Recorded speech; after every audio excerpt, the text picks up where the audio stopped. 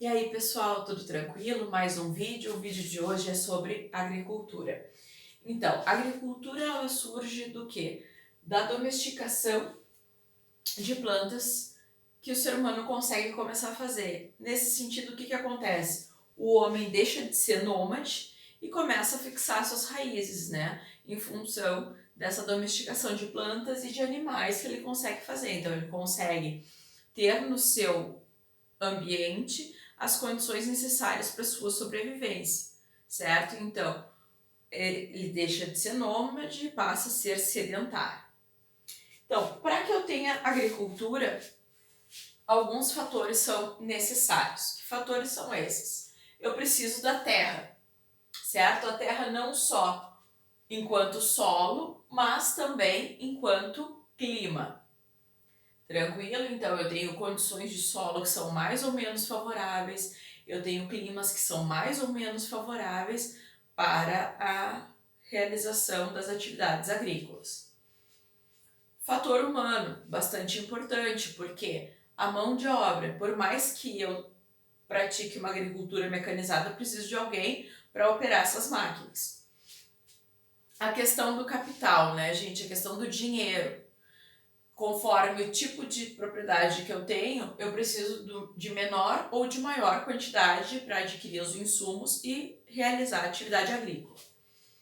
A questão política, né? A questão política está aqui, o fator político, no sentido do quê? De se ter incentivos, muitas vezes incentivos fiscais, redução de preços de insumos e muitas vezes até subsídios para produzir determinado tipo de alimento que seja mais ou menos interessante para o governo, por exemplo.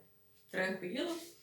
E a questão tecnológica também, o fator tecnológico, ele também é bastante importante porque através da tecnologia nós temos o desenvolvimento de diversas pesquisas que podem contribuir para que a prática agrícola seja mais sustentável, seja menos nociva ao ambiente, né? Também é uma forma de contribuir. Até hoje a ciência contribuiu muito no sentido de produção de agrotóxicos, produção de adubos, a própria questão da mecanização, mas ao mesmo tempo a ciência também consegue inovar e produzir de forma sustentável.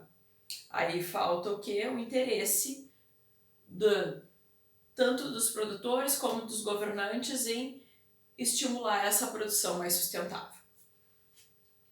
E aí, gente, uma ressalva importante: a agricultura ela faz parte do setor primário da economia, tá? O setor primário é o responsável pela produção das matérias-primas. No setor primário, a gente tem como as principais atividades a agricultura, a pecuária, que envolve criação de animais, né? E o extrativismo. Esse extrativismo ele pode ser vegetal, né? Extrair plantas da natureza, pode ser animal, a pesca, por exemplo, é um tipo de extrativismo animal, e a questão do extrativismo mineral também, extração de carvão, extração de diversos minérios também se enquadra dentro do setor primário da economia, porque é a questão da produção da matéria-prima. No setor secundário, pessoal, temos a questão da indústria, certo? A indústria que faz o quê? A transformação da matéria-prima. A transformação da matéria-prima em produtos que serão vendidos no setor terciário. O setor terciário compreende a questão de comércio e serviços, certo? Serviços prestados, por exemplo, eu aqui, professora, estou humildemente aqui para ensinar geografia. Eu estou prestando um serviço. Entendido? Continuando então em relação à agricultura, pessoal. Nós temos sistemas agrícolas que estão relacionados a uma agricultura mais intensiva e sistemas agrícolas que estão relacionados a uma agricultura mais extensiva. Em relação à agricultura intensiva, quais são as características que a gente tem? A gente tem o quê? Uma mão de obra mais qualificada, que se organiza, se qualifica melhor, faz cursos e tudo para trabalhar com essa propriedade de agricultura intensiva. Nesse tipo de sistema intensivo, a gente tem o uso intenso do solo, porque a propriedade não tem um tamanho tão grande que te permita uma rotação de áreas, certo? A gente vai ter alta produtividade, o uso de insumos modernos, a questão de equipamentos de precisão nessa agricultura, que é uma forma moderna e mecanizada de produzir, certo? Então, tu vai ter máquinas para fazer uma série de trabalhos, né, tanto para plantar quanto para colher, e aí a necessidade dessa mão de obra qualificada, que saiba operar essas máquinas e que possam produzir com maior eficiência. E aí nós temos também essa agricultura extensiva. Essa agricultura extensiva, ela não necessita de uma mão de obra muito qualificada, né? Essa mão de obra já vai ter muitas vezes pouca qualificação. É pouco o capital investido. Aqui tu precisa de muito capital investido, por quê? Para comprar essas modernas máquinas, essas modernas tecnologias, esses insumos modernos, tu precisa de muito capital, de muito dinheiro.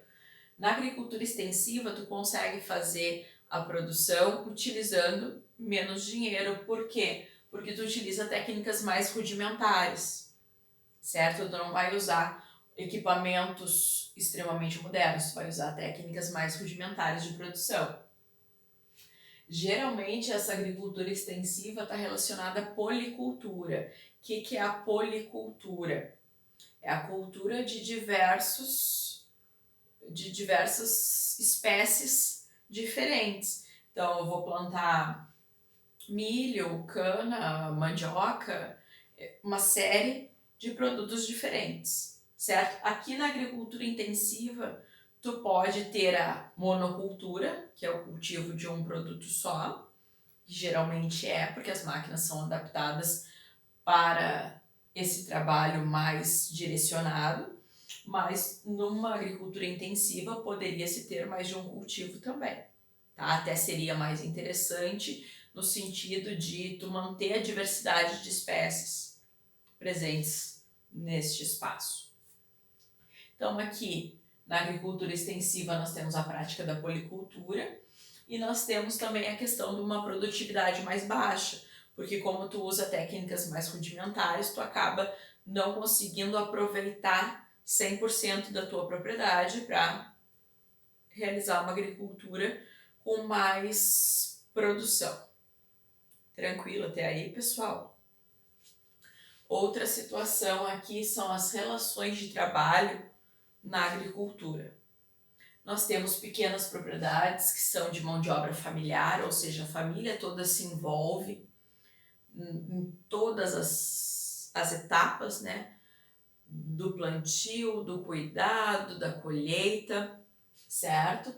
Geralmente são pequenos agricultores com policultura, que trabalham com vários cultivos, e aí eles podem ou não usar mais tecnologia. Já temos muitos pequenos agricultores que conseguem ter um trator, que conseguem ter ordenhadeiras mecânicas, por exemplo, para as vacas, né? Então conseguem associar não só o plantio, mas também a criação de animais consorciado ali e utilizam somente a mão de obra familiar. Temos a questão do trabalho temporário, as relações de trabalho temporário, trabalhador temporário, no caso o boia fria. Quem é o boia fria? Ele é contratado no período da colheita, né, para trabalhar naquela propriedade e depois ele é dispensado. Então ele trabalha por colheita. Por que o nome boia fria, né? Boia fria por quê? Porque eles saem muito cedo para lavoura, para trabalhar na colheita, então eles levam sua marmita. Até a hora de comer aquela comida já está fria, por isso boia fria, certo? Seria uma comida fria, mas eles chamavam de boia, certo? E a relação de trabalho assalariada, quando o trabalhador da agricultura tem a sua carteira assinada e recebe o salário que está ali constando na carteira de trabalho, que tem o recolhimento do imposto de renda, né, dos impostos todos da contratação. Então, é interessante e é uma garantia a mais para o trabalhador. Tranquilo até aí, pessoal? Então, é importante que vocês estudem sobre esse tema, que assistam os outros vídeos que eu sugeri, para que compreendam o quanto as atividades primárias são afetadas dentro da lógica da globalização. É aquela questão, hoje, com um mundo globalizado, muitas vezes a gente consome alimentos que são produzidos muito distantes da gente, em outros tipos de clima, outros tipos de solo, né? Então, essa questão da alimentação no mundo globalizado também traz modificações na forma de se entender a agricultura e a pecuária. Certo, pessoal? Obrigada pela atenção. Deem um print na tela para organizar o material de vocês. Dúvidas, preocupações, inquietações geográficas? Segue a página lá do Instagram, @geografialinda, certo? Deixa o joinha aqui no vídeo para eu saber se tu gostou. Se tu não gostou, escreve ali nos comentários por que tu não gostou, certo? Então tá, galera, ó, o print. Fez o print? Tudo certo? Então, tchau!